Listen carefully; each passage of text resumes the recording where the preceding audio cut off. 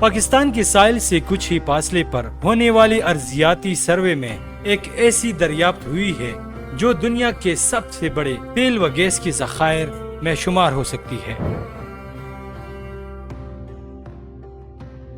یہ ایک ایسا دروازہ ہے جو پاکستان کو ناقابل تصور دولت تک لے جا سکتا ہے۔ ابتدائی اندازوں کے مطابق یہ تیل و گیس کے ذخائر پاکستان کو ایک دہائی کے اندر دنیا کے بڑے توانائی پیدا کرنے والے ممالک کے صف میں کھڑا کر سکتے ہیں۔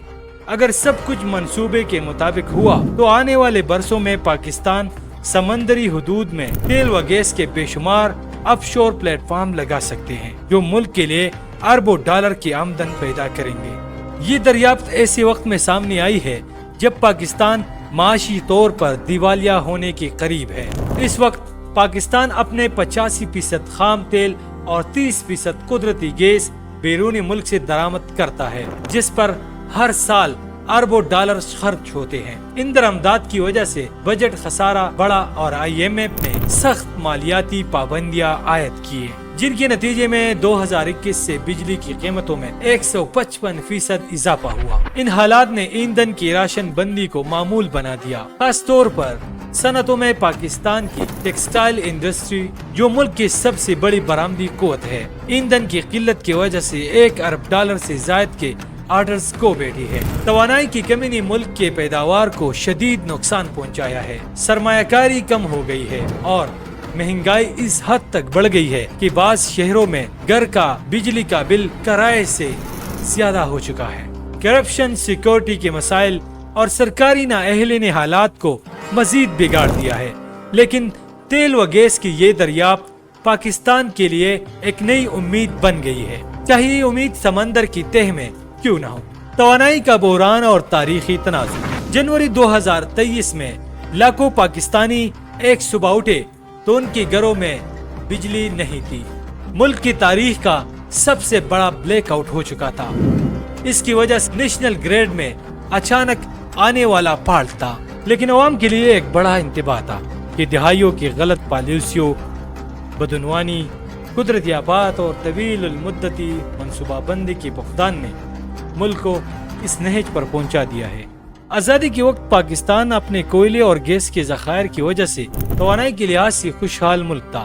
پہلے 10 سالوں میں بڑے ڈیم اور ایٹمی بجلی گھر بنائے گئے، لیکن آبادی 5 گنا بڑھ گئی، شہروں میں تیزی سے اضافہ ہوا اور 1990 کی دہائی میں بنیادی ڈھانچہ ٹوٹ پھوٹ کا شکار ہونا شروع ہو گیا۔ حکومت نے بجلی کی قلت سے بچنے کے لیے بین الاقوامی توانائی بروکر سے معاہدے کیے، مگر سبسڈی دینے کے وعدے پورے نہ کیے۔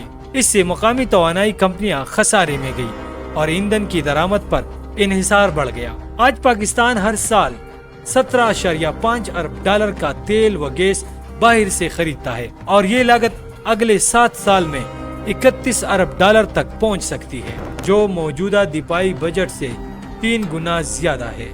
حالیہ سروے میں 240 مقامات کی نشاندہی کی گئی ہے جہاں بڑے پیمانے پر تیل و گیس کی ذخائر موجود ہے۔ حکومت کے مطابق یہ ذخائر دنیا میں 4تھے نمبر پر آ سکتے ہیں۔ اگر یہ ذخائر تجارتی سطح پر نکالے گئے تو پاکستان کا توانائی کا درآمدی بل ختم ہو سکتا ہے، زر مبادلہ کی ذخائر بڑھ سکتے ہیں، تعمیرات، لاجسٹک اور توانائی کے دیگر صنعتوں میں ترقی ہو سکتی ہے، اور بلوچستان اور سندھ میں بنیادی ڈھانچے کی تعمیر سے سیکورٹی بہتر ہو سکتی ہے۔ چین اس منصوبے میں سب سے بڑا ممکنہ شریک کار ہے کیونکہ اس کے پاس سرمایہ، مہارت اور سیاسی عزم موجود ہے۔ تاہم حالیہ برسوں میں چین پاکستان اقتصادی راہداری میں رفتار کم ہو گئی ہے۔ اس دریافت سے چین کی دلچسپی دوبارہ بڑھ سکتی ہے۔ سرمایہ کار کیوں ہچکچا رہے ہیں؟ بین الاقوامی بڑی آئل کمپنیوں نے اس دریافت پر خاص رد عمل نہیں دیا۔ جون 2023 میں ہونے والی ریاست نیلامی میں 18 بلاکس میں سے صرف 3 بلاکس کے لیے 2 مقامی کمپنیوں نے بولی دی، باقی 15 بلاکس کے لیے کوئی بین الاقوامی کمپنی سامنے نہیں آئی۔ وجہ سیکورٹی رسک۔ 2024 میں کئی چینی انجینئرز اور تنصیبات پر حملے ہوئے۔ اس کے علاوہ سیاسی عدم استحکام، پالیسیوں کا بدل جانا، بدعنوانی اور سرمایہ کاری کے قمیانے کا خطرہ بھی موجود ہے۔ ابتدائی مرحلے میں 5 سے 7 سال میں تقریباً $5 ارب کی سرمایہ کاری درکار ہوگی، جو ممکن ہے اگر پاکستان سرمایہ کاروں کا اعتماد بحال کرے، طویل المدت معاہدے کرے اور پالیسیوں میں تسلسل رکھے۔ چونکہ یہ ذخائر سمندر میں ہے، اس لیے ساحلی سیکورٹی خطرات کچھ کم کیے جا سکتے ہیں۔ آنے والی 5 سال پاکستان کی تاریخ کے سب سے نازک سال ہوں گے۔ توانائی کا درآمدی بل دگنا ہو جائے گا، اور اگر یہ منصوبہ کامیاب ہوا تو پاکستان عالمی توانائی مارکیٹ میں ایک بڑا کھلاڑی بن سکتا ہے۔